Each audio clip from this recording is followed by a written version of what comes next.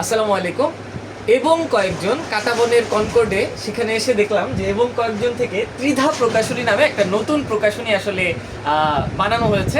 আমাদের মিন্টু ভাই সবার পরিচিত, যারা এবং কয়েকজনে আসেন উনি, তারপর তোরা আপু এবং মিল্টন ভাই, তিনজন মিলে আসলে নতুন এই যাত্রাটা শুরু করেছে এবং তারা প্রথম ওনাদের যে বই সেটিও হচ্ছে অলরেডি প্রকাশ করে ফেলেছে। বইটির নাম হচ্ছে কালা চামড়া ধলা মুখোশ, ফ্রাঞ্জ ফানো ওনার লেখা বই।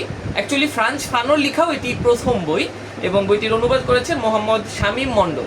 স্পেশালি কলোনিয়ালিজম এবং পোস্ট কলোনিয়ালিজম নিয়েই আসলে ফানোর এই বইটা আসলে লেখা, এবং আরও যারা বিভিন্ন ধরনের এই ধরনের দর্শন নিয়ে কথা বলেছেন তাদের অনেকের প্রভাব আসলে ফানোর লেখায় আপনারা পাবেন।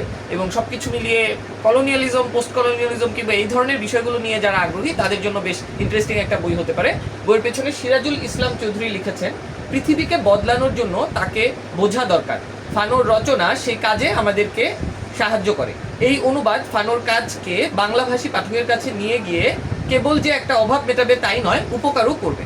তো বাংলা ভাষায় আসলে ফ্রাঞ্জ ফানো ওনার সেরকম কোনো অনুবাদ আসলে আমি সেই অর্থে আসলে দেখিনি।